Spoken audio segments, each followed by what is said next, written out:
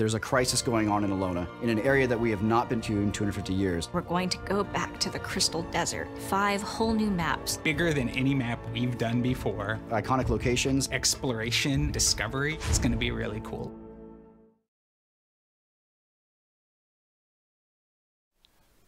Hi everybody, and welcome back to Guild Chat. Happy Thursday. We are just over 2 weeks out from the Path of Fire launch, so this is our last Guild Chat before we go live with Path of Fire. Today we're going to be talking about the Crystal Desert maps and story and some of the creatures there, so I'll introduce you to our first round of dev guests. Matthew, Connie, Steve, why don't you guys say hi? Hi, I'm Matthew Medina. I'm the story team lead for Path of Fire. I'm Connie Griffith. I'm also a story designer on Matthew's team. I'm Steve Huang. I'm one of the game designers. All right, thank you guys. And we have the latest round of goodies from We Love Fine. Like I said last week, We Love Fine is getting ready for the Path of Fire launch, just like we are. So we have Connie scored the Choya t-shirt. That's right. I know, she lucked out. I'm really happy about this. Yeah, we do have some cool new t-shirts from We Love Fine, and they're available on their website.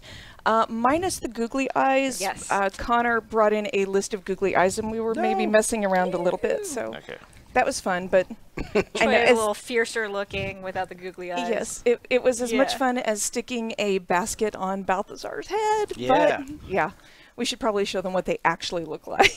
Yeah. So It looks cuddly. they're slightly. I still would not like go up and snuggle a Choya. Just or Balthazar, really anything here, because they're all dangerous or pointy or burny in some way or another. Yeah, Balthazar doesn't do hugs. He doesn't seem like the nicest dude. No. And yeah. I mean, honestly, he wasn't hugged enough. I think that's why we are where we're at. Yeah. Are we going to deconstruct Balthazar's childhood? We could. That could be a different guild chat. That's a very different guild chat. Okay, so. Oh, you know what? Okay, here, we do have one huggable thing. I forgot about our Quaggan mug, which you can. I know, I love it so bad. You know why I love it? Is because it's huge, and I know you feel. I should have put my coffee in that. Yeah. I know you feel how much I love all the coffee that you can put in this thing. So, huge Quaggan mug that you can pre-order from We Love Fine right now. All right, so why don't we jump in and start talking about where we're going in Path of Fire, because we are going back to the Crystal Desert, and I know I'm not the only one happy about this. Can we talk about, I mean, if you're a longtime Guild Wars 1 player, Guild Wars 2 player, you know this is a familiar place with a big history and a lot of backstory. And the first thing that I wanted to talk about with you guys is how did you go back to this place, making sure Guild Wars 1 players felt like they were we're going back to a familiar place without making Guild Wars 2 only players feel like they were left out and like it was just one big backstory that they weren't understanding. Yeah, it was one of the chief challenges I think we had when we first sat down to talk about where exactly we were going. We knew we were going to the Crystal Desert and the north part of Alona, but that's a very big space. Anyone who has seen the maps on our wiki or in game knows that there's a lot of ground to cover, and there's also a lot of history there from Guild Wars 1. And the first thing we said when we sat down to plan out where we were going to take the story was the thing we have to avoid is making it feel like we're just taking a tour of Tyria. Because there's definitely an easy way to do that, which is, hey, there's this spot that was in Prophecies, there's this spot that was in Nightfall. And, you know, yes, we want to include those things because they're relevant, they're powerful places, there are places that we want to return to, but we didn't want to make it feel like everything on the checklist was getting taken off the list. Yeah. It's similar to the release game where, you know, we looked at places that was in Guild Wars 1 and said, what would happen 250 years later? Yeah. And, you know, is there some visual storytelling, some remnants of the past, and, you know, what places do you definitely want to revisit, but not make them mandatory? You know, it's all part of the flavor of the world. And I was going to say, both Steve and Matthew, you guys both worked on Guild Wars 1. So, as someone who is, you know, relatively new to the team, I joined for Path of Fire development, and that was actually a really important thing, was to talk with some of the people that actually worked on Nightfall and on Prophecies, and understand what things had emotional impact, like what things did players remember, what did the community really have strong feelings or memories about. And find a way to honor them in Path of Fire. I remember Hydra's owning me in the Crystal Desert. Yes. Oh, yeah. And we're going to talk about the hydras here in a little bit, because that was one of the things, and we were talking about that the other day, the first time one of them, like, it hit me with meteors just started raining down, and I just sat there going, well, I guess we deserved that. we kind of did earn that. Yes. For me personally, I helped lay out a lot of the maps in Guild Wars 1. I'm actually one of the guys who helps make sure that the world maps match up. And so if there's a major landmark, I'd love to, see what happened to it, 250 years later. Yeah, you have it's like a 500 megabyte BSD or something that's layered of, here's the Guild Wars 1 map, here's the Guild Wars 2 map, and so that we can actually verify, okay, pixel for pixel, this is where things would be. Obviously, in 250 years, and especially with the upheaval of the Elder Dragons, things can shift and change. Yeah. We don't want the world to feel like it's completely static, but it helped us plot out, okay, here's where Amnoon Oasis was.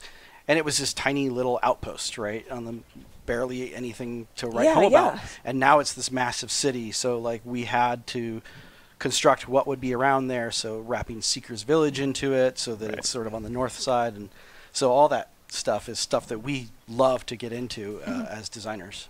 Yeah. And some of the maps, our map artists are amazing.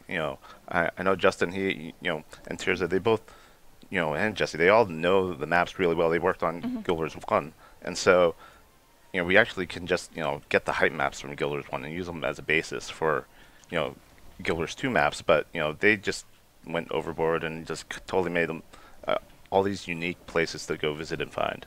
Yeah, you were saying you worked with Justin Fawcett on Yeah. layering those maps to make sure. Yeah, he's one of the original set of environment artists that made those maps, and so he knows those like the back of his hand. Yeah. So putting in all those touches, not forgetting what used to be there. That's having that callback is great, but it's not something that you need to know. Yeah. So, since you came in for Path of Fire development, do you feel like we struck a good balance? I think so. I mean, for me, a lot of it was being new to the project. There was a lot of learning and catching up and talking with people, familiarizing myself with the lore. And that included doing deep dives on the wikis, watching YouTube videos from a lot of our community influencers. And it was really great where I could have the perspective where I'm not as familiar as some of these folks about what went on in the Crystal Desert. And so it was sort of like a good litmus test where oh, well, does this make sense if I'm not deeply steeped in what happened in Guild Wars 1? Yeah, and that's a good thing to have, I think, because we have players who are exactly like that. It's not just, okay, who's been around since the very, very beginning? Yeah. And we can't only design for them. So I think it's appreciated. Oh, yeah. There was a conscious decision where there's so many times where we would put stuff in and we would say, is this too much of an inside thing, right? Would this make sense to someone who doesn't know, who's just seeing this for the first time? So that's definitely something we kept in mind when we were designing the content.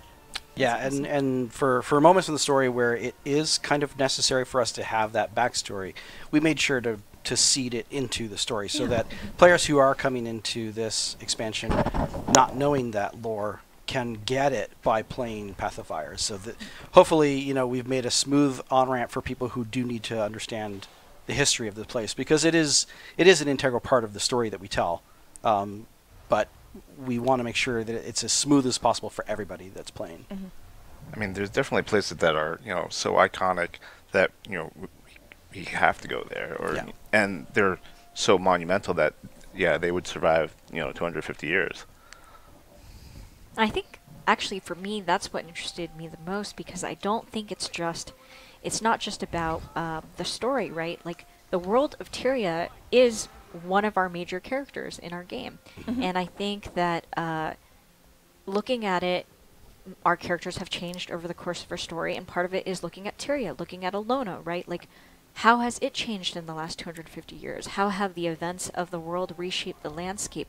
How does it affect the culture? How does it affect the people, right? We're not just making NPCs and designing gameplay. We're talking about how a living, breathing character is altered over the course of time. Yeah. You know what? That's actually something else that I wanted to get into. You were talking about the population and the culture, And we're not only going into a part of the world that is very different than what we've experienced before, but we have social situations and we have a culture that's very different. And there was a lot that you guys did to work with that. So do you want to talk about that some?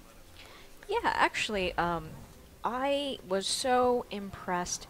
So, for example, I saw on a number of designers' desks, and especially our writers, or even our systems designer, in fact, he was the one that was spearheading that, Josh Diaz. They had books like The History of Salt, right? North African Cuisine, right? They did their due diligence. They went the extra mile to learn more about the real-world counterparts for Alona, the inspirations that we draw, for the Crystal Desert. Like, they really went into trying to understand, like, how that worked. How did these people live, right? What food did they eat? And you can sort of see that trickles down in so many things that you can find in game. Like the cooking recipes you were saying. Talk about Josh and making coffee. Oh yeah.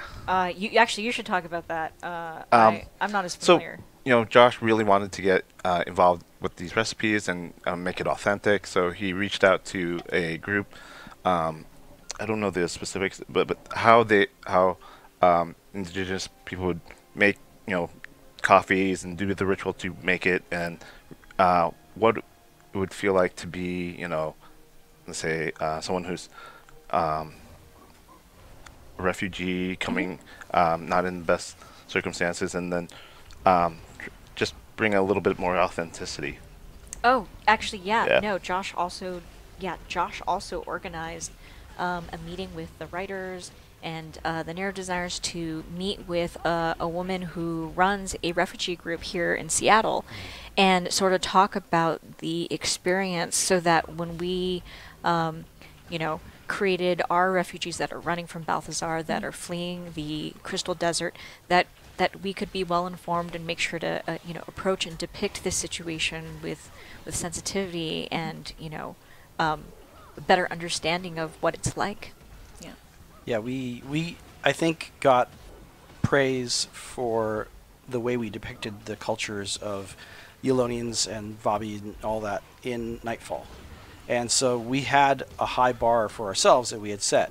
And we knew that if we're going to go back there, we had to do the same thing again. We couldn't make, a bunch of, the Crichton outfits that are all over the game. Yeah. Like, we couldn't just put those on people and have it look right. Yeah. So we wanted to make sure that we took all the pains necessary to create authentic-looking, characters, authentic-looking outfits, authentic culture and architecture, and all of the things that you would expect to find if you go to a new region, or in our case, it's a region that we've been to before, but it is new to Guild Wars 2 because we didn't have a lot of the assets that we would need to build Alona and Crystal Desert region with the core set of things that we had built for the launch game. Yeah, there's a lot more that you can do all of these years later. Yes. And culturally, I mean, it's been 250 years. When we last left Alona, Palau Joko was up and coming. He had returned. And so, what has happened, he's very prevalent. And so, like, how do people live under, his rule, basically? What's that like? It's not good. Well, it depends on who you ask, right? That's true. So, you're going to have people who feel oppressed and want to flee and who are fleeing, and then you'll have those who are sympathetic and think Joko's the man. He's he's praise Joko. Yeah, praise Joko. Suddenly I'm like Joko's the man. Suddenly I'm picturing this on a t-shirt, which is probably not something that came out of anything that we were putting in game. He is the type of guy that, thinks pretty highly of himself, so I can see him making shirts. He seems like that. Likeness. Oh, jeez. Yeah, he's a self-promoter.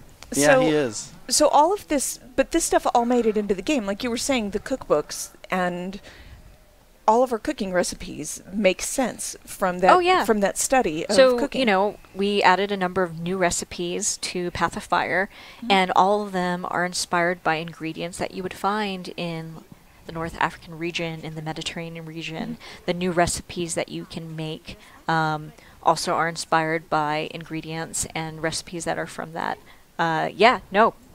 I mean, it's a desert region, and so, we find a flower, it's going to be a desert flower. Yep. Yeah. But, a desert, the Elon has also been diverted, and so it's not just all desert. Yeah. You know. Let's talk about the NPCs and the characters that populate the world a little bit, because you were talking about the voice actors and how we worked with that to make sure. And it's not just the things that you find lying around the world; it's the people there as well. So, do you guys want to talk about the voice acting a little bit? Yeah, I mean, when we first got around to casting, we cast we have kind of like a stable of people that we rely on for a lot of our voice acting. So we cast them, and immediately it was obvious when we got some of the voice back that no, this doesn't sound right. Like it doesn't sound like the region should sound. Yeah, something's not off. right? Yeah. Like, and we want to honor the right sound for this region as well. So we went back, we recast actors of color, and took a lot more pains to make sure that, hey, when we have a role, it has to sound like, the kind of person that you would hear in this region, and not just somebody, doing an accent or putting on a bad voice. I mean, our actors are wonderful, but, there's just an authenticity that was missing. And so we went back and redid some of those roles. Yeah, and we're going to talk about that later, but it is difficult when you've put a lot of work into something to have to stop and say, okay, this doesn't quite feel right. We need to backtrack and do that again. So, we recorded the entire VO for one of my story instances. Oh, no. But I mean, that's what I love, right? That as a company, we're committed to doing the right thing. And sure, it costs extra money, all that jazz. And yes, we had to re-record the VO. But it was important to us that, as Matthew said, right, that we have the right sound for the people that we're creating, that these characters are authentic, both in voice and in appearance. Yeah. I mean, we just want to make memorable characters. I mean, in the story and in the open world as well. Absolutely. Open world kind of complements the story. We did a lot better talking between open world and story teams to coordinate and to have it feel a little bit more holistic, so that when things dovetail into one another, you see characters that hopefully are memorable. And one of the things I worked on was some of the hearts. And I always remember from original release, Farmer Ada and her apples. Yeah. But to make memorable NPCs like that, so that you could go through the game, and there are definitely some hearts where you could just finish them without ever talking to an NPC. And in the open world, I'd like it to give a little bit more character. We place some of the ambient conversations near waypoints and services so that you'll overhear those, just to create a background for the storytelling. One more thing that I want to address on this subject, on making it work so well, is the new faces and hair that we added, because I know there were a lot of players, a lot of you guys were really, really happy about that, and the fact that we just put them in character creation. So when you build a new character, when you make your new Path of Fire character, they're right there. And that felt so good. Yeah, and that was also another thing. We're praising Josh Diaz a lot today. That was also one of his calls as well, where we, when the artist said, "Hey, we can give you all these options for NPCs," we were like, "That is awesome! Like now we can build all the different characters that we need for the game to tell the story." But it was obviously like, couldn't we make these available to players too? And he was like, absolutely. And we're not going to make it, we're not going to hide them in the, the makeover kits. Yeah. We want everyone to have access to them as soon as we are done with making them, and we ship them to everybody so that they have those available as options. And I think it's the right thing to do. So it's not a special or fancy hairstyle. It's just it's a hairstyle that everybody should have. Yeah, I think you guys, everyone involved, did a really good job on that. Yeah, I'm incredibly impressed with our art. I mean, I remember when we first got them across my desk, I just had chills. I was like, this looks like what we expect to have in the game, and it was just so refreshing to see that we were taking those extra pains to make sure that we had all the right pieces. Yeah, from the concepting of the new armors and to the creating the faces and the hairs and the armors and rigging them all up to the different skeletons. That's it's a big endeavor. Yeah. I'm excited. I'm excited for people to see some of the new armors. So, yes. Very, very soon. So. They're sweet. Yes. I'm excited to see the cosplays of our new armors. Oh, yeah. Yeah. Yeah. Well, we've seen one, and I'm sure we will see more. Very, Shout out very to our soon. cosplay community. You guys are amazing. You guys are fantastic. Yeah.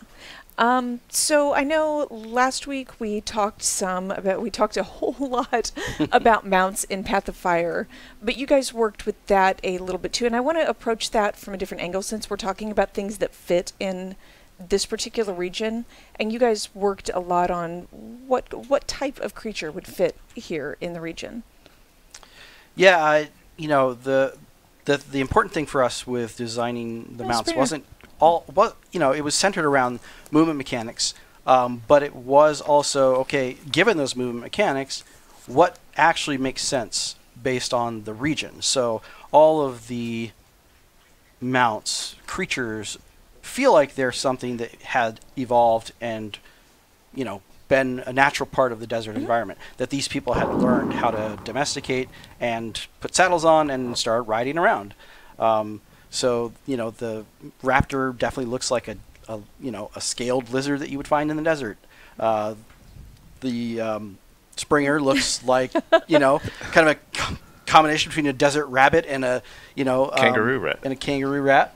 So we have a lot of that where we tried to again keep the authenticity and hopefully they with their visuals tell a story of like this is how they came to be this creature. Mm-hmm. Sorry, we were distracted by the Springer. Yeah, I'm sorry. He's so like darn right there, cute. and we can't stop staring at him. But he's kind of look at that. And his little eyes. Oh, okay. Yeah, he's kind of fantastic. But we designed the maps to take advantage of these mounts, and our artists did a great job creating places that are accessible and take advantage of their abilities. But we also have fewer waypoints. The desert is vast. Yeah. These are the largest maps, and so you need these mounts to get around. I mean, it might look like a long distance, but when you're on a mount, it's not that long. It's pretty quick. Yeah. Yeah. And we've got the Skimmer, which you would think I think a lot of people's initial thought was, well, desert. Why? Which you can use them in Corteria, so that's handy. But there's also some water happening there. It's not just complete dry land everywhere. Well, I mean, with the Elon flooding, we definitely wanted to create like natural habitats for the mounts to feel like they could live here. This is where they could have been raised, and that was their home. So, Skimmer. Yeah, I mean the interesting thing too about the Skimmer, I think, sort of boggled a few of us early on was. It looks like a sea creature, right? So what does a sea creature do in the desert? But then if you look around, you see sand sharks, you see sand eels, you see somewhat aquatic creatures, and if you think back to the history of Guild Wars 1, we know that Abaddon, had a falling out with the other gods. They struck him down, and the battle sort of created what used to be the Crystal Sea and turned it into this Crystal Desert. So it kind of makes sense that over the hundreds, thousands of years since that momentous occasion, some of the sea creatures that used to live in the Crystal Sea figured out ways to survive on land. And so this is sort of the result. Life finds a way. Yeah, it does. And Tyria is nothing if not malleable. That's ominous. So. Yeah, it does. It is handy, it is convenient, and it works, but it also does speak a little bit to the history. And we were commenting that evolution seems to happen really fast in Tyria, but happens sometimes in life, sometimes too. Whatever works. But they started out maybe in some of those low-lying water areas, and you do what you can. I mean, story and open world take advantage of the mounts. We design events that have you utilize them, give you advantages when you're using them. We just wanted to integrate it a little bit more so that it felt natural. Yeah. Well, I think it's working out pretty well. I was playing around on the Skimmer yesterday, and it was so much fun. So. Let's move on and talk about some of the characters that we're bringing with us to the desert, because there's a lot going. You guys had a big cast to work with. It's really hard to figure out. How did you figure out? Yeah, how not to just bring a huge parade to the Crystal Desert with you? All right, everybody, come on, here we go. Yeah, I mean, when we first started talking about it, we put all the names up on the whiteboard, right? And we said, okay, it's a big whiteboard. Who's coming with us? And we really wanted to make sure that the names that were left on that list made the right sense for us for the story we were telling. Some of them, it didn't make sense because they're dealing with other things back in Tyria. Some of them are indisposed. Some of them have, other agendas that they would rather pursue. And so what we ended up with is Ritlock, Canuck, and Casimir. Can I just say that you're incredibly diplomatic? Some of them are dealing with other things. Well, I didn't want to You name can go ahead and names say who you're talking about because we're all aware. We are probably all aware. I'm a Bram fan, so I can't diss my main guy. He was I worked on the Flame and Frost dungeon, so Bram and I go way back. Okay. He's my bro. Broham. So Ritlock shows up in the first story instance, which some players have already been able to, experience through the previews and stress tests. And there's a whole thing there where players have been waiting to hear they've what's up. been wanting to know some key information that he's been holding on to for quite some time. Later Cub. Yes, Later Cub is his thing. That will not be a thing for much longer. Yay! Without saying too much, because I don't want to spoil. Yes, please. We definitely are not going to take no for an answer in this expansion. Awesome. So Ritlock will have some things to say, and that's about all I can say about Ritlock.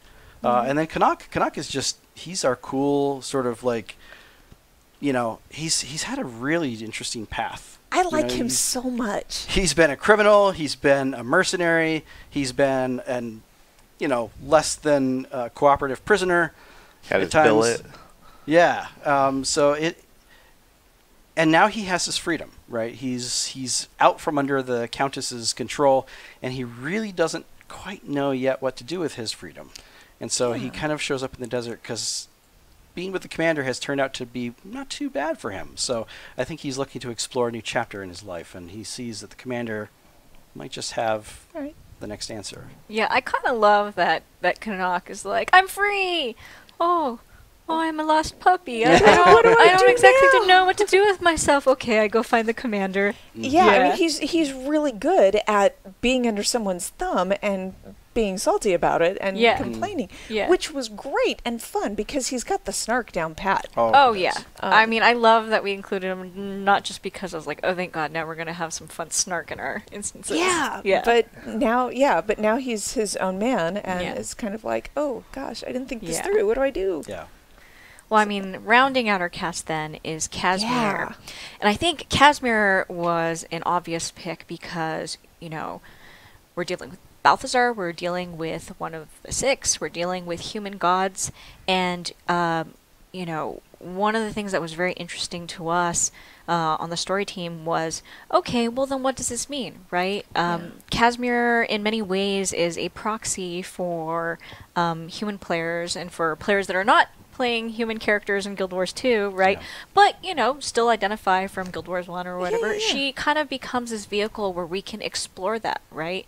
Like, we didn't want to just, have, like, hand-waving, oh, well, Balthazar's a bad guy, so Casimir's all on board. No, he just is. Yeah, we want to explore, how would you react, right, if one of your gods comes back and is not a good person. Yeah, right? because this is the foundation of her entire life. Yes. I mean... And I liked it, too, where it was interesting. We did a lot of passes on Casimir's arc. And again, don't want to spoil anything too much. Yeah. But, there definitely was a sense where, Casimir has had quite a journey, right? And I think that it goes a long way to help develop Casimir as a character, right? She's not just like a fluffy, pretty thing, right? Like, this is her standing up, finding her voice, evaluating what it is she believes in, what she's willing to stand up and fight for. And I think that's an important journey for, like, anyone to have, right? So, no spoilers, right? But, yeah, I'm really excited for players to sort of understand and see the journey that Casimir goes on with you. Yeah, it's going to be interesting to see how she deals with this and how she moves forward, because it came at an unfortunate time when she found out, oh, that's Balthazar. Yeah. And it did completely break her. And I know there was a lot of, and I know that was my initial reaction, was, oh my gosh, you just stood there and look what you let happen. Yeah. Right. But that's like we were saying, that was the basis of her life, and it just broke in front of her eyes. So yeah, the Living World team did a great job in episode 5, where they were able to show that initial confrontation, and we've shown the footage also in some of our trailers where you just see Casimir, she just sinks to her knees, and the enormity of what she's confronting, right? Yeah. Yeah. It's heavy stuff. There's a lot to work with going forward. So that's like you said, it did seem like an obvious pick, but I'm still so glad that she was the obvious pick. And then we got Timey in our backpack. I love Always. Timey. Yeah. Always. In the open world, you will hear NPCs talk about the heroes who once visited Tyria. The Crystal Desert. They are like legend now, and they'll talk about the heroes who saved Alona and Nightfall. Yeah. And that's part of their history now, and so there's a little bit of callback there for those characters, but those are just something try to make the world feel more whole. There's some stuff to watch for. Yes, in definitely. there without spoiling. Yeah. But there are things to watch for. Connie, you mentioned Casimir's arc, and we had talked before about going back and making changes when we were recasting voice actors, and you guys had to do that some with story as well. Some. A little bit. Just a little. I didn't mean to diminish that. I'm very sorry. Please don't cry, No, and please it's don't okay. hurt me. It's all right. I'll let you guys run with that. Yeah, I mean, we're a studio that sets higher and higher standards for ourselves every time we put out a release. We did this Heart of Thorns. We've done it with every episode of Living World Season 3. We continue to do it for Path of Fire. And there was a point in the Path of Fire's development where we sat down and we had everything blocked in and we could play the story all the way through. And we found plot holes. We found things that just weren't good enough yet. And so, you could continue to polish at that point and just be like, well, maybe it'll get there, right? Or you can take a sledgehammer to some of the scripts, and we opted to do the sledgehammer approach. It sounds worse than it is. I think in some ways it's not fun while it's happening because you are sort of invested heavily in what you're doing at that point still, even though it's not finished yet.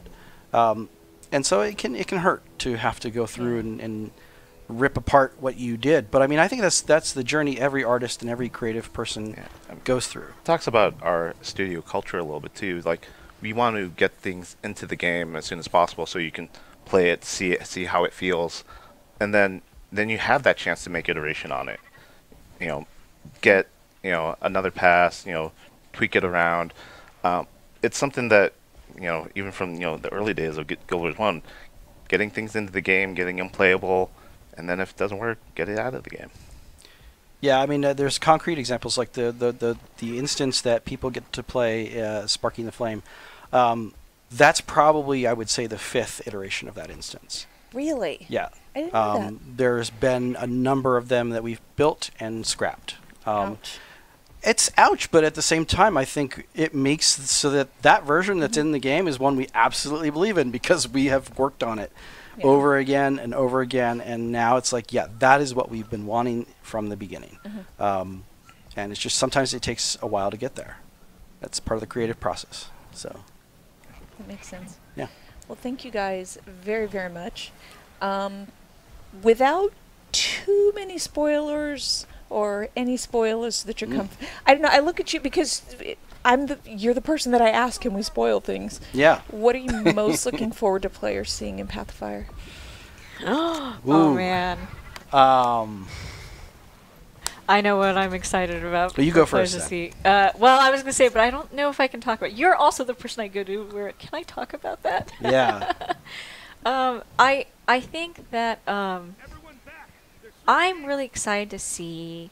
Oh gosh, it's so hard not to spoil things. We definitely revisit. We definitely revisit certain things. There are stories that don't always get to be told in game that have been told through like our franchise novels and things like that. Yes, that's true. And you know, as many of you know, those are considered canon, and you know, sometimes there wasn't time, or we weren't able to do it justice in game, and so I feel like, you know, going back and hitting some of those beats, going back and addressing some of the things that happened off screen, so to speak. Yeah. I'm really excited to see how players will react when they actually get to see those things, right? Like, you know, we read Reddit, we read the forums, and we see people like, go back to this, talk about this, and I wish that we could address all of them, and unfortunately we can't. Yeah. But the ones that we can, let's just say that we definitely try and hit on some of the things that we see people clamoring about. Awesome. And I, as, you know, a developer, really want to see how players will react to that. Yeah. I can't talk about mine in detail, but I have sort of... You can be vague. Yeah, I've hinted it on my Twitter that there was an idea that I pitched at one of our story meetings, and I said, well, what if we did this crazy-ass thing? Yeah. And the room's eyes lit up, and I was like, wait. Oh, that always feels really? so good. And then they were like, yes, let's do that. And then we all rolled into it, and we discussed all the options. And I will say, having played it not that long ago, like last week, I can say we fully realized that idea, and I'm just, it makes my heart so proud. Like, I can't believe somebody, A, thought my idea that was crazy was cool, and B, that we actually deliver on it in every way that I could have ever imagined. Cool. It's really awesome to see. So, no spoilers. Maybe next Guild Chat where we talk about the post-Path of Fire story episode, I can tell you more about what that was. For me, you know, I worked on a lot of the Guild Wars 1 maps, and just to have players revisit those locations, those iconic locations, and how they've changed and their reactions to them, that's one thing I'm looking forward to. But also, I'm looking forward to them finding, you know, a story or an NPC that they really thought was, you know, interesting or, you know, memorable, be it, you know, someone, a kid, you know, a family, you know, what their plight was. That, Yeah. I like those kind of smaller side stories that we try to tell to help create the ambience of the world. Yeah. Yeah, me too. All right, well, we are going to take a short break, and then we'll be back, and we're going to talk about some of the creatures that are hanging around in Path of Fire. So stick around. Thank the three of you for spending some time Yeah, here. thanks for having us. All right, thanks. And we'll be back in just a minute. Cool.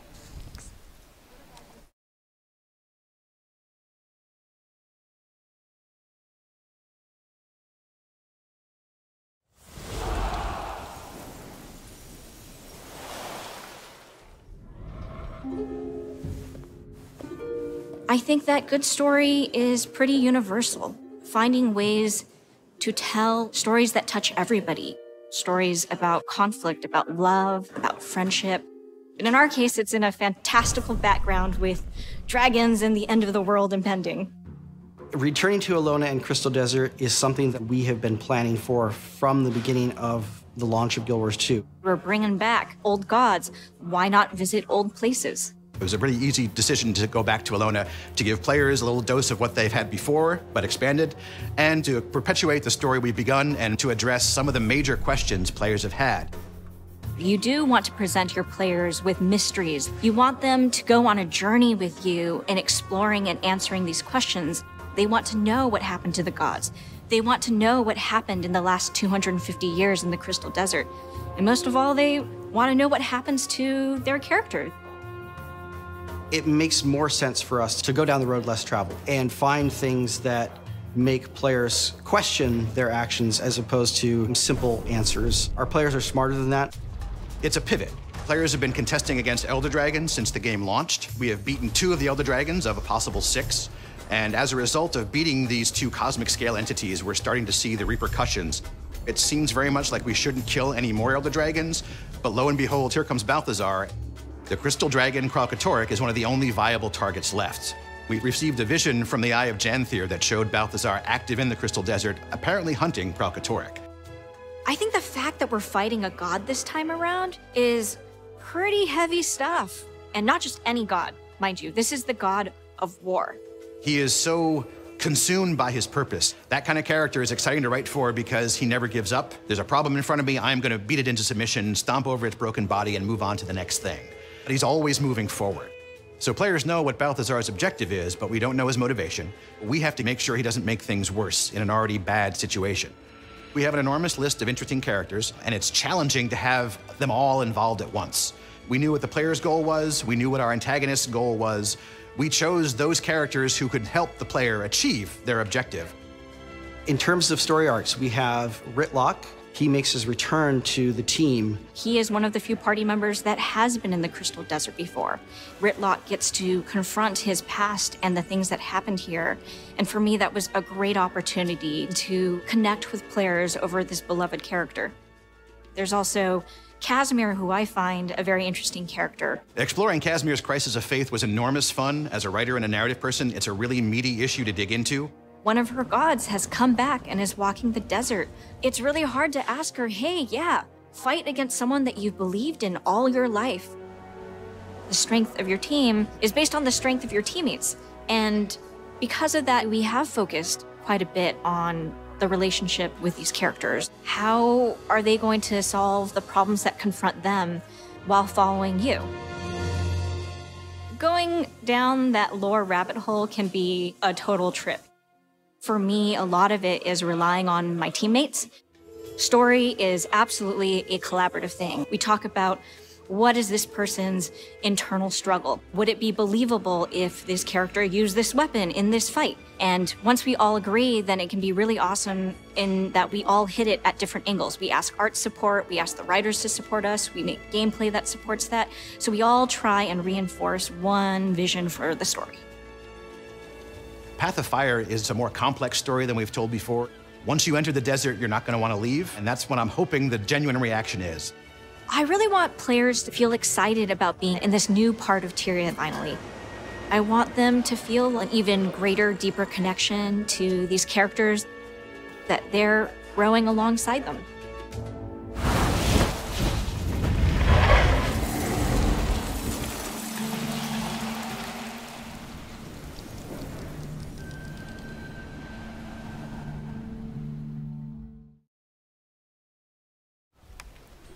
Hi, and welcome back to Guild Chat. We are back with Hugh and Clay, and we're going to talk about the creatures in Path of Fire. So I'll let you guys say hi and talk about what you worked on for Path of Fire.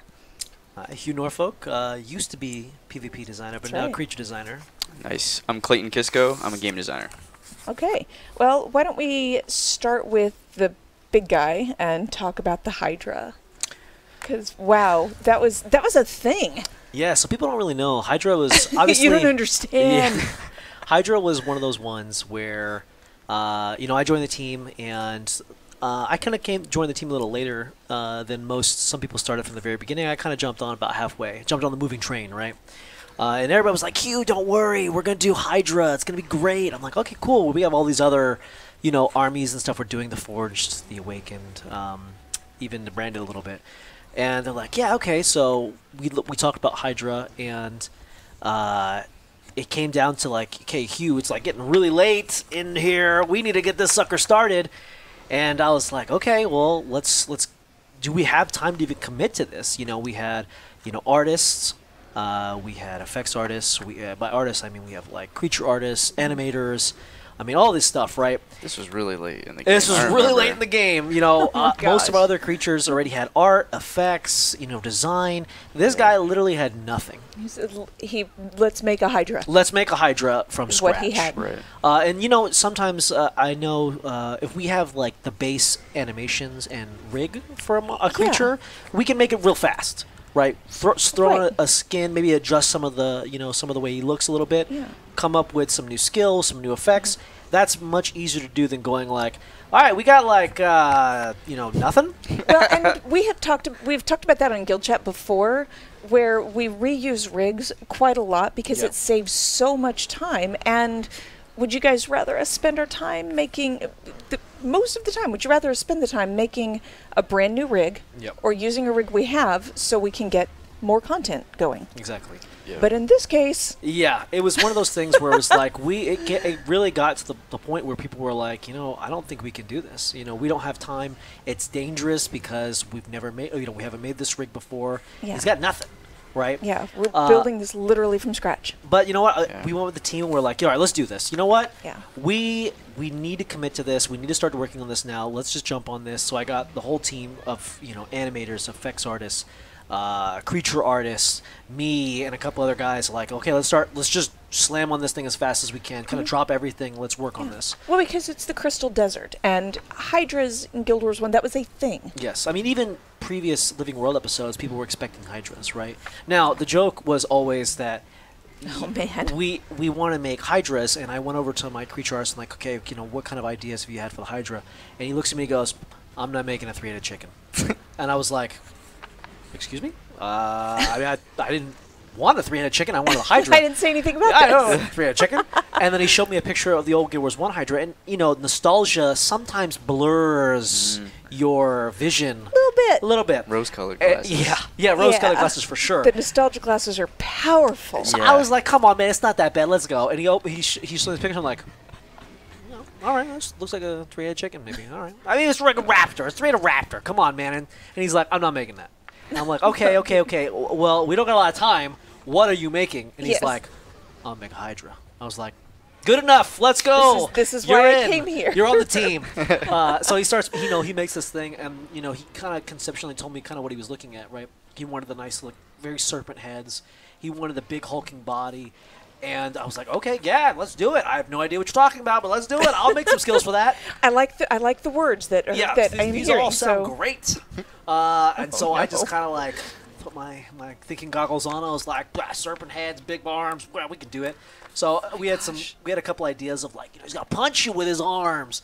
And then, because I'm thinking he's like the Hydra was standing on 2 legs. But no, he was actually on all 4 legs. So it looked hilarious when he's like, I'm going to punch you. And so I talked to my animators, like, yeah, we need like these punching motions and stuff like that's going to be sweet. And then he's like, so we're going to have like his body on the ground. He's going to like hug you a little bit. I was like, no. He'll use like one arm and do like a one-armed kind of hook. Yeah. And then they said, Hugh, please stop playing fighting games. Yeah, exactly. And then it was like, okay, we'll do it. So they like stubbed one in, and I was like, that looks hilarious. So let's not do that. I'm so sad we don't have these because you were describing. Was this when he was like jumping through the air? Too? No, that was the other one. Okay. So we said, you know, okay, what other skills are we looking at? So like we want like, you know, he's got to do his meteor. That's really important. Yes. Yeah. That was like the Hydra thing. Oh hey, right look. Now. And then we're like, okay, we want him wow. to do like some kind of movement. Okay, so it's on the screen as well. Wow, just queuing it up perfectly. Great job. Good job, Matthew. So we're like, well, we want movement, and so we're like, okay, well, how do we want him to be able to move, but we want him to be able to move quickly because we're trying to get that kind of combat feel where our creatures just aren't completely stationary. Huck. Right? Of course, that was another thing Gross. we'll talk about in a second. The head getting lobbed off, yeah. So we're like, okay, what if we jumped through the air, right? Because he's got these big, strong arms. He can like grab the ground and throw himself forward. I'm like, that sounds ridiculous, but all right, I'm in. Let's try it. And so then it looked like a really bad Godzilla movie where like it was just like a guy in a suit just like flying through the air. And I was like, please don't. I don't want to make that. I don't want to do that. And so we went away from that, and we went with the dash, the run skill, and I think that turned out a lot better. He kind of puts his head down, there, yeah. right? It was good, right? And actually, somebody brought up, speaking of the head, someone brought up like the center had kind of having these like spikes on the side, like these kind of like scythes almost on the side, and that was an early design for one of the skills was be using his head to kind of knock players around. The problem being was that it looked hilarious where he's swinging his middle heads and the other heads are like, you got it, bro. They're taking a break. You got it, man. It's fine. We're just back here watching. And it just didn't feel right? But so we get it all together. We fast forward, we get it all together, you know, and he didn't have the head cutoff mechanic at the time, right? And so we're like, we get it together. We busted hump for a month. I got like 2 people, like literally, like I had to drag them to the meeting because they were like asleep because they worked so hard, right? And animations were great. Effects were coming in. They looked really nice. And I was like, all right, here we go. Show it off to the big head honchos, the guys that can sign it all off, right? And I'm like, oh, please don't be like, this is garbage, please. And you're so excited because you've worked so hard for so long. Worked so hard. I'm excited. I'm like, all right, guys. It was like unveiling a brand new car. This is my moment. I was like, whew, this is the Hydra with like aerodynamics, like brand new coat of paint. Look at this. He's got 2 seats in the back. Like, I was ready. 6 speeds. 6 speed, automatic, and manual at the same time. Whatever you want, it's on this rig. It's going to be sweet. And, you know, they were like, oh, I'm like explaining the skills. They're looking at them, and like everybody's good. And they're like, all right, Hugh, that's great. And they just kind of got up and left, and I was like, did I tell you the 6-speed manual and automatic? Like, that's impressive. Come on, man. Like, everybody's busy, right? Everybody was busy. This is really close to the end of the thing. And I was like, we busted hump to get this thing out. No one was like floored. They were excited. It was happy. It was done. It was more of the feeling of like, thank goodness this is ready. Yeah. And I was like, that's not good enough. That's not good enough. I need There better be else. like 40 people. When we end this show, there better be like 40 people outside that door waiting. Yeah, that's what I'm saying. I was like, okay, here we go. I went back to my team. I was like, okay, like they loved it. It was good, but they liked it, but they didn't love it. What can we do to take it to the next level? What crazy thing can we do? And I was lucky because the same guy who's like, I'm not making chickens. I'm not making 3-headed chickens. He looked at me and goes, Hugh, I mean, I did this thing. You might be able to use it. I like made the model have like different meshes where the necks are detachable, like a Hydra would be. Yeah. And I was like, you're a genius. Show You're it to me. Yes. I was like, okay, we need something. We need to cut off heads. We need to cut the heads off. That's Hydra in a nutshell. Right. And they're like, okay, cool. Well, what does that look like? How does that play? And I was like, throw it together. We'll figure it out. I don't care. So I started throwing it all together, and I was like, okay, we need like a Hydra head to fall off, and it should die. And they're like, well, dying is cool. We could do it with effects and stuff like that, but wouldn't it be cool if the head just like wobbled around? I was like, yeah, but I mean, won't we need a new rig? They're like, one of my animators walked up to me like he won the Nobel Prize. He's like, Hugh, we could just use the rig from the worm head. I was like, oh, yeah. I was like, wait a minute, you're onto something. It looks just like it. We can do it. So we threw it together. He's like, Hugh, it might not look good, and we did it. And of course, when that rig is scaled up to like monstrous size, yeah. because it's for the Triple Trouble worm. So that's like 0.1 scale to match the size. But we got it to work, and I was like, yes, it works. It looks you're a genius. So I gave him a Nobel Prize, of course. Is it the real Nobel Prize? I mean, it's like I put like Nobel It's Prize. Hugh's on, Nobel like, Prize. I was like, some someone's sticky going to be notes. looking for that. I mean, maybe. Yeah, definitely. And don't come looking for me. Yeah.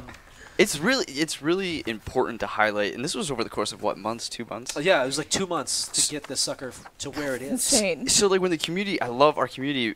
I want more people to know, like when they're like, just get hydrants in, and then it's like, talk to Hugh about that process, because like multiple people, like hard work, failed attempts, iteration. It takes a lot of work to get to this point, and you guys did such a great job. And I hear the story, and I'm sorry that like you didn't get the standing ovation with the 6 speeds, but I remember when you unveiled this to our team in like a bigger setting. And seeing the heads chopped off, like that's a morale boost in the 11th hour. And I know it's rare to like do something new from scratch at that point. But it just like we were floored. We were absolutely like happy and excited to see this thing come in so spectacularly. It was kind of one of those things too, where I wanted you to go in and see the Hydra and be like, wow, this is cool. He looks awesome. His skills are cool. His meteor effect looks great. But then there's that moment when, like, and it was great. It was like so warming to my team when we did the first beta event, right? And people fought Hydra, and they were fighting it, and they weren't even paying attention, right? Because they're like, I'm just trying to like watch the skills and stuff. And then all of a sudden they look and they're like, wait a minute, is he missing heads? And they look around the ground, there's just a head just slithering by. Like, what? Where did that come from? And then they watched again, right? And they're like, holy crap, his head fell off. Yeah. You know, it was that moment of like, wow. It's so gratifying. Yes. It feels so good. And of course, you know, I'm going to throw a slight hint. Because someone told me, like, all right, Hugh, all right, that's cool. You cut the heads off a Hydra. But, you know, his head, usually on the Hydra, listen, I watched Hercules. Right? I'm sorry. His okay, head, I just wondered. I just his head grows back, names. and it's multiple. I was like, listen, man, if I was going to do that, I'd be more of a. I wouldn't be working here. I'd be a magician, right? If I could do that.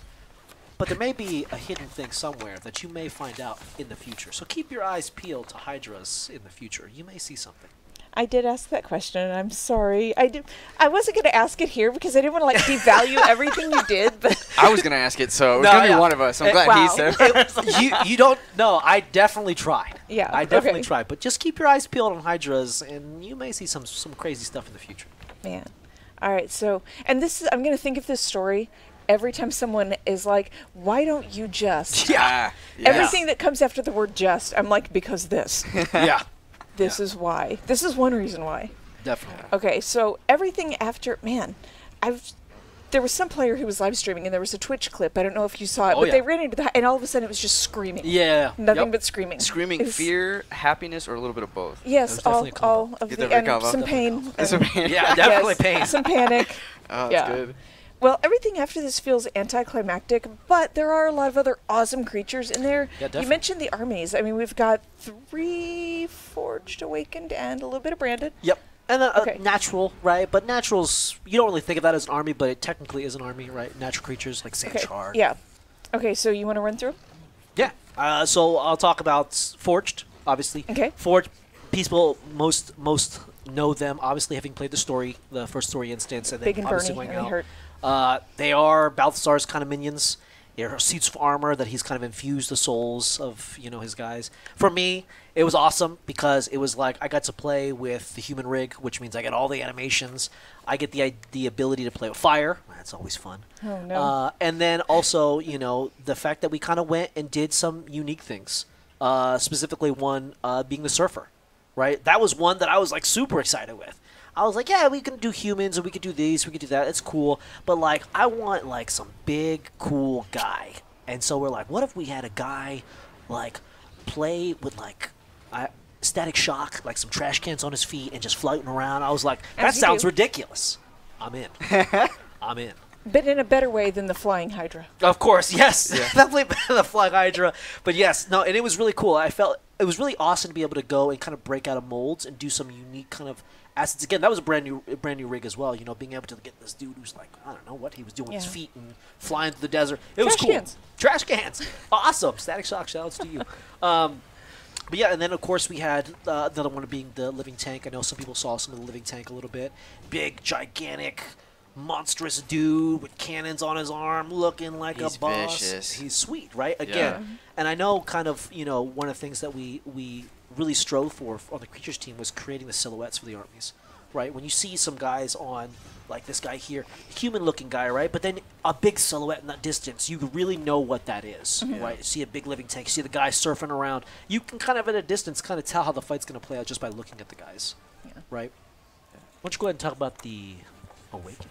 The Awakened, yeah, they're my favorite, I think, because I've worked with them so much. Yeah. They're correct me if I'm wrong in any way, but please. Basically Joko's minions, right? His group of creatures. We've got the Awakened soldiers. We have archers. My favorite part of the favorite creature that I like of the Awakened is the Anubis. Yeah. Right. He's sweet. He's great because he walks and he's terrifying. He'll jump on you, pounce on you, you're stunned, and he's just kind of wailing on you. So whenever I see him in a group, and usually it's sparingly that he's around there, I always like. There's a level of terror that rises inside me when I'm playing. Oh yeah. But yeah, and they're mummy. They have the mummies, which are like the lower of the hierarchy, and they're kind of more dumb, and they're gross. They have tar all over them. They're so gross and drippy. Yeah. Yeah. We went through a lot of iterations of tar. The tar used to be even more vicious, of just slowing you down constantly. But like, we got that to a good point. They feel so much different than the Forged and the other the Branded, right? I mean, I remember you told me, you really is nice that it breaks up. Yes, something we did. We took a little bit of, like a different direction than we've done in the past. We added Awakened, Branded, and Forged, 3 main armies that just keep things fresh. And so when you're going from zone to zone, map to map, sector to sector, you're getting a little bit of splash of difference, and it feels really good. Yeah. And it's also really cool too in certain zones when you see maybe. An Awakened approach of Forge and see what happens there, right? Yeah, like that's really cool. Wait, what? Really? Yeah. Oh yeah. Yeah, and like just watching how that plays out is really fun. And it's interesting because it feels, in the sense of where we call them internally armies, they actually feel like different armies, right? And as different armies go, sometimes they don't like each other. Yeah. Oh, I did not know this, but I am super interested to see. Yep. But it's good to be able to differentiate between those, Yes. and to be able to build something distinct and different armies that players can easily differentiate between. Yeah. It helps build our world and flesh out the scale of it. You get a sense of like, okay, this is the Awakened camp. This is what they're doing. Move a little bit. Now you see like, okay, this is the Forge camp. This is what they're doing over here. Like, yeah. Both aesthetically and gameplay. Exactly. It completely, like you said, just by looking at one area, you can be like, oh, I know I'm going to fight some Forged here. I know I'm going to fight some Awakened. And then kind of in the middle ground, you can kind of be like, oh man, I'm kind of in this territory where I may be fighting both at the same time. Maybe a Sandshark will pop Maybe up. a Sandshark Maybe a will pop Choyo up. will come out of nowhere. It's true. She'll try to hug it, but It's that would true. be a bad idea. But I think Yeah. the thing about the Awakened that really was funny to me was like how we kind of played off this kind of tar kind of thing, right? I think you said it's gone through multiple iterations, but I think the funny thing was like death skills being like when you kill an Awakened, he kind of like erupts and just oozes all the juices of tar. Shout out to out. the audio team too on that. They man. sound amazing. Oh my gosh, they're so good. They're so good. I love those guys. But yeah, I think that was interesting, right? Because the Forge don't do the whole death skill thing, but these guys, every time you kill them, they just kind of like explode into stuff, right? And just kind of leave that kind of trail behind. And I think it's interesting, right? It's an interesting kind of dynamic on an entire army. That's kind of their thing. Yeah, I thought we did a really good job of just adding a ton of things for players to explore and find. There's a lot of content in these maps. Yep. So, yeah. I do want to touch on the branded army a little bit because we've been dealing with branded quite a lot. Yes. And did you just take what we already had and move some of them over, or did you make some changes and updates? Yeah, so I think it was interesting when we talked about branded because we already had a branded army, right? So of course you can't go crazy because we already have them, but you can take it up to an 11.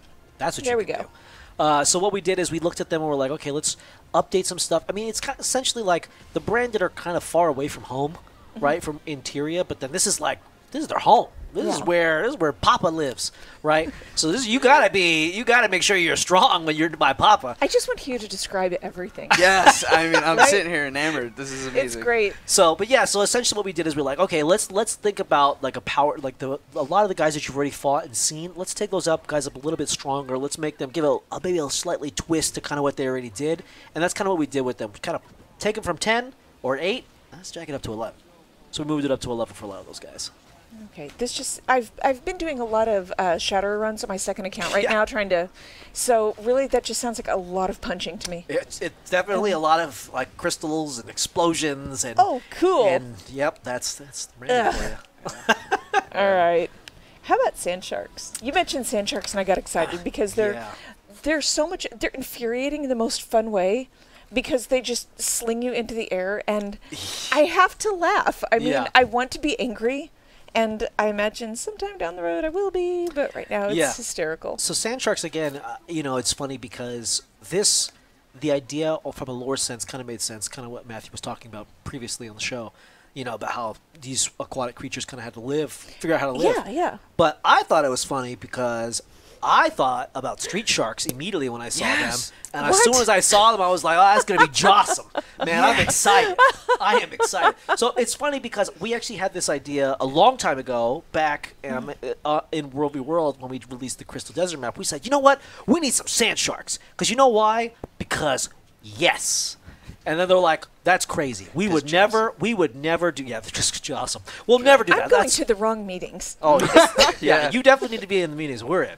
But yeah, no, so it was like, we can't do that. It doesn't make sense, right, and all that stuff. But then when we talked about going to the Crystal Desert, and again, lore kind of was like, yeah, some of the aquatic creatures kind of had to dried out, and they had to live. And I was like, you know what that sounds like to me? Sand sharks. That's what that sounds like to me. And they were like, well, yeah, it's going to be weird. It's going to be tired. Like, no. It's going to be awesome. Yeah. It's going to be awesome. And then what happened? How is that not a skill that they have? I mean, it should be. It should definitely be. It's like if you get enough of them around, if you have 4 of them around, they're all different colors, they'll like come out of the ground and be like, yo, this is going to be sweet. I'm from the 90s. Awesome.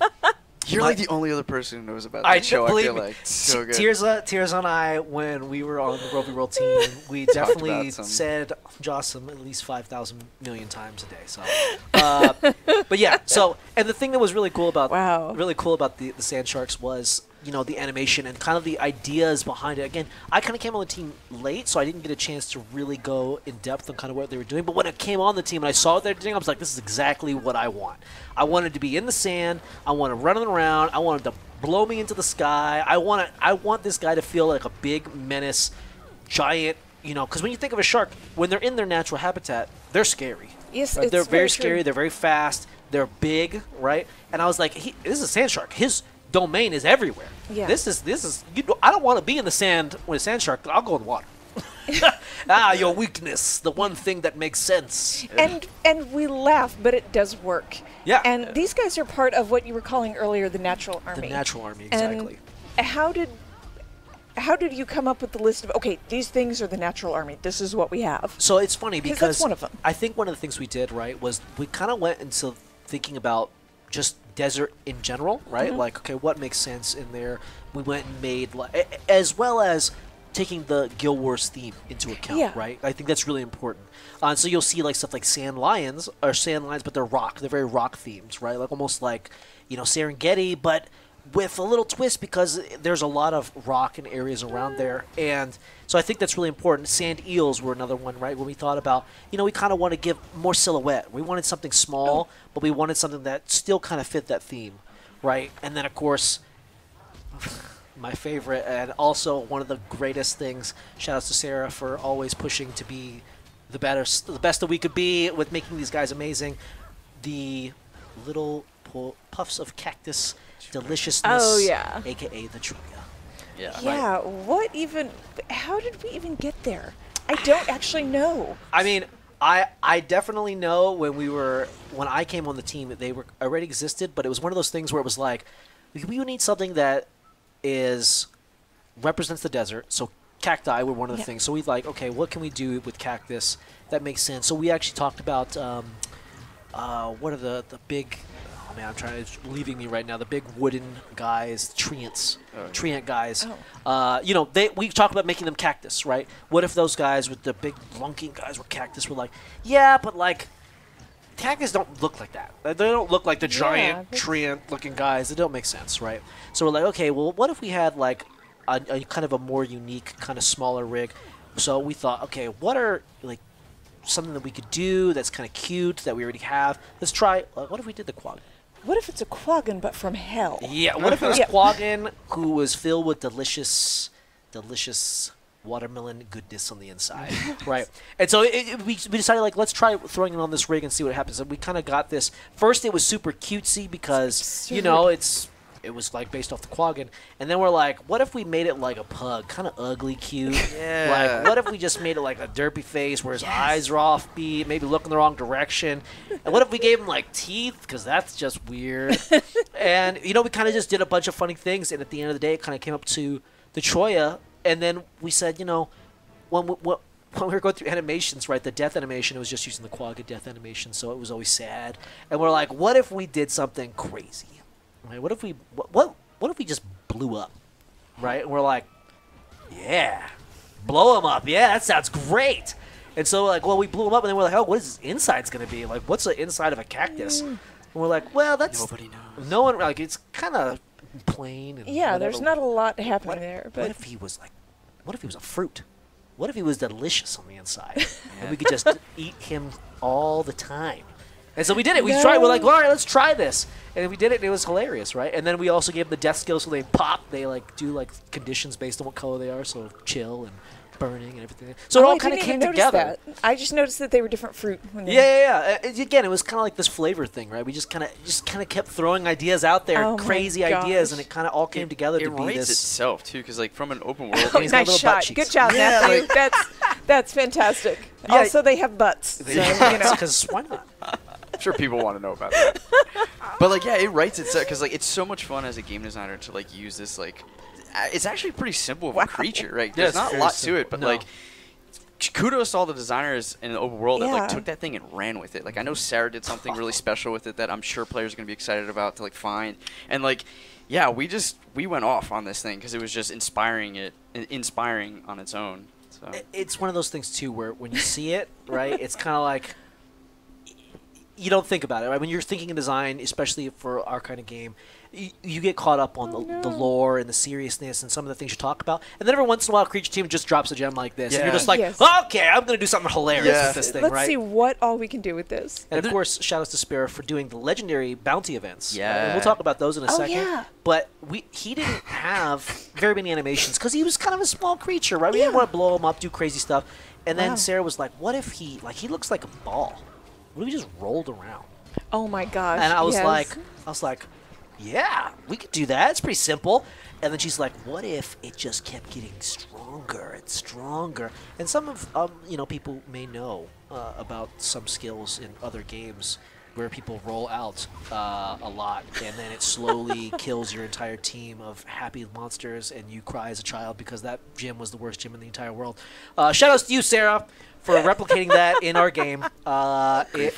It's great. I love it. And it's kind of a freedom we have, right? When someone has an idea like that, and then we just run with it, right? And it just works, and it's awesome. Yeah.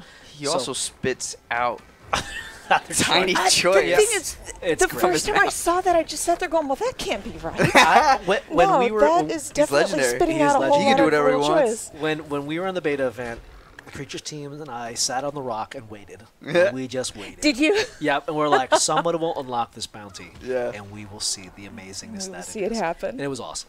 All right. So he's part of our natural army. I want to make sure we talk about the Meerkats and the lions because people need to know, Clayton. Yes. Yeah. The Meerkats are great. They're one of our ambient creatures. We use them also with a heart in another map, which is really fun. It's kind of like a whack-a-mole kind of gameplay going on. But yeah, in terms of the Warthog and the Meerkat, I think you're referring to the Lion King shout-out that we had. So yeah, they're really cute creatures. I don't know, they do this fun little animation where they scurry and then they pop in their little hole and then they pop their head up. Yeah, I think I really do enjoy when we let the animators run free sometimes. You know what I mean? Because they create some of the greatest things. I mean, the mounts, right? The raptor mount who does the dog lay and the fun little ambience. That was honestly a thing of love, right? That was just labor of love for our animator. And he just did it, and he was like, I don't know if we'll use this, but I was just prototyping some stuff, and this is really cool. And then it just became that is a necessity. We have to use that, right? And so that's shout out to our animators. They're just absolutely next level. Very much so. Meerkats are just an awesome creature anyway. I'm so glad that we added it and we're not just relying on rabbits or stuff that we've used before. Well, and that's like we were talking about before, what makes sense for the area. Yep. Right. And exactly. Well, I saw somebody even in chat before we started today say we just had the stress test a little while ago and somebody was asking who did I saw the lion and the warthog and the meerkat and I need to know who. Yeah, that was me. Sarah also pushed me to do that. She kind of gave me the green light on that one. It's great. I mean, as a game designer, I played our game, I played other MMOs, and just little attentions to detail, these little things, these nuggets that you can go and find and explore. Just have fun. Yeah, exactly. It means a lot to me. I love seeing that stuff, so it was really fun to create this for our fans. And I've said this before on previous stuff we've had. There are more out there, so I'm excited to see what people find and how they feel about it. So it's always the best. Yeah. All right, you had mentioned boss bounties, and there's not just one giant choya spitting out lots and lots of little choya, but you guys worked on the boss bounties and the whole build a boss thing. Yeah. Do you want to talk about that? Yeah, of course. Yeah. You created it. Well, you worked on it. I worked on it, yeah. I worked with it. Yeah. So. Yeah, I mean, the big thing was we wanted to come up with a system that kept creatures and experience events kind of fresh. Yeah. Right? Always a little different. Because running the same creatures and stuff like that, it can get a little monotonous, but I mean the skills are always fun and it's always a fun engaging thing. Obviously sometimes they'll do things to you never knew, which is great and also awful sometimes, but you know what, we wanted to create a system that kind of gave us a little more control to do some fun things, right? And so that's when the the bounty system and the build a boss system kind of came to be. It's very simple. You go up to a board, you take it kind of spawns a dude, right? And the dude can have sometimes fun and awful little buffs on themselves that can do some really interesting things, right? And so it came to be as okay, what do we need a system that can, keep these creatures fresh, keep this bosses fresh, right? And then it was, okay, let's make it player owned, right? And that's when the bounty system kind of got smashed together with this, right? But man, it was really, really interesting kind of how it all came to be. Why don't you talk about the bounty system a little bit? Yeah. So the bounty system is really great. I know there were some comments earlier just asking about world bosses and stuff. I mean, these guys aren't just any dudes. These are definitely champions that you're going out. It's just a fun feeling. You go to this like main hub community, you pick a bounty, and you all mount up on various different mounts that we have, and you all just like caravan over there to this like spot where this bounty is just like wreaking havoc, and then you all just hop off, engage him, and then attack him.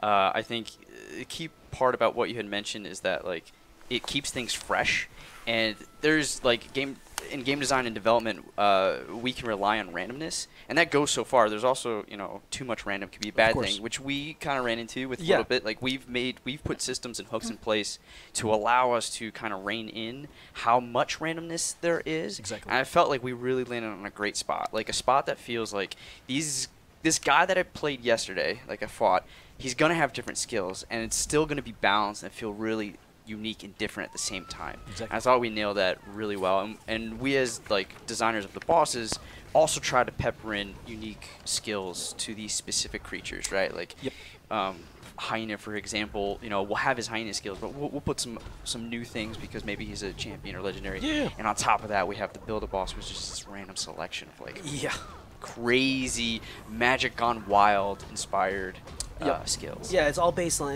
the concept was based on like leyline energy and kind of like empowering some of these creatures that are kind of running amok in you know, in the oasis and in you know, the areas. Do you have a favorite one? Oh, of course.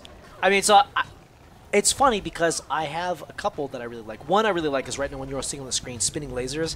I love that one. Okay. This one bugs me. Not in like a bad way, but it's like when I see the lasers, I'm like, crap. Yeah. You know, I'm like, because it's like I just gotta get out of the way with these things. Yeah. I think that one's really fun. I think there's a couple others that I really, really like. Stop Go is really good. Okay, that's my favorite. Stop Go is really good. I really like that one because it just changes up the gameplay, and as long as you're paying attention, it's not really that big of a deal, but it's kind of like when the boss is doing some interesting things and then you're also trying to pay attention, it can get a little chaotic, but it's kind of a fun game that you play. It's a little mini game you play while you play. Remember you're a kid, you play red light, green light? Yeah. So it's basically like, you have to stop moving basically when he has like the red light on and the green light. You have to move or you'll start taking some kind of damage. That's super fun because it just changes the way our combat we don't do that often in our fights. So it's really cool. Yep. So the champions get 2 of the buffs, legendaries get 3 of the buffs, but man, let me tell you, sometimes we'll play creatures, I'm like, that was great, it was awesome, man, that was like super easy, and then sometimes we'll fight the same guy with some new, I'm like, man, that was really challenging and hard, but it was fun still. Like, I think that was one of the big things we did. We actually canned a couple of the skills because they were just, at the end of the day, when we played them, it was more of almost like a frustration instead of fun. And so, but the thing that's nice is that it doesn't ruin the entire system. You just cut it out, throw another one in, and then see, right? And we can always add more. Like the system is really flexible and robust. I love it. I think it's a solid addition to all the other stuff that we have going on here. Yep. I think that's a good point. Is that it's just kind of a nice addition. Yeah. To the 100 other things that are in the game, mounts and story and lore and open world and events. It's just kind of a nice little addition that if you want to get with a couple of your buddies and go run some champions, kick one of these guys off, go fight him, and have some fun. Yeah, I imagine there's going to be a lot of like command chains and stuff. Oh, where people just running these all day. Definitely. That'd be cool. 2 weeks. I know. We're almost there, you guys. It's crazy. You guys have really, the whole Path of Fire team has done an incredible job getting all of this stuff in there. So I know you guys are really excited for everybody to get in there and start running through it. All right, we're getting pretty late, but I do have one more thing that I want to talk about that you guys have worked on. We talked about hearts earlier, and we were talking about mounts and how to get those. And I wanted to talk about mount camps versus hearts and how the design of those work differently. I'll wrap this up really quick. Yeah, we'll just give a little preview. Yeah, absolutely. So, like, the key thing about mounts that we found out really early on is that they're an engage mechanic besides the exploratory mechanic. And so, and all of our hearts really revolve around some type of combat mostly, right? So when we got to making camps specifically designed to rent a mount and do activities around, it was a process of, like, iterative and, like, feedback design. We got to the point where, like, okay, it's really just fun to never get off the mount and just run around. So, for instance, when you're in the raptor camp, Sarah did a really great job of just like raptors like bugs. That's what we came up with. And so they're running around, jumping over canyons, like collecting bugs. Yeah, and eating that's bugs. fun. It's so much fun. We even have like, and a little bit like of like the races of just knowing how to like Tirza and the other environment artists did a good job of creating these camp spaces that really highlight flow for the mounts to jump over, move up and down, and get these things that we kind of put out in front of the player. So. Yeah, it's all about movement. It's all about like using their movement skills and trying to not get them off the mount as much as possible. And if they do, give them a mount nearby that they can hop back on if they don't own. It's just a completely different way to think. Yeah, right, exactly. So there was like some hurdles that we had to get over, but I think we landed really well on it. Yeah. I agree. I like even the little ambient rewards. You were talking about the raptors like bugs, so we're gonna run around and here's little hearts and I made my mount happy. Yeah, it's super cute. Great. Yeah, and it's not even, it's just pure playing for fun, which hey, it turns out that's why we have games. Yeah. So even on that tiny little scale, it doesn't have to be, huge boss bounty. Right. All the way down to these tiny little fun things. Right. Has been implemented well. Everything that we've seen and everything that you guys are going to see very, very soon. It's so hard for me to not want to just vomit out a bunch of spoilers. I know. Like, this is like our entire life is we want to tell you guys everything. Yeah. We're almost there. We are almost there, you guys. 2 weeks. True. So, all right. You guys are almost there too. In just over 2 weeks, we are all going to be playing Path of Fire, and everything you guys have done gets to show off. Yeah. So, Can't wait. all right. I know you guys have a lot of wrap-up work to do, so I will let you get back to work. And thank you guys for hanging out with us. Thank you both for spending some time. Thanks for having us on. Yeah. Yeah. And we will see you in game very, very soon. Bye. Thanks, guys.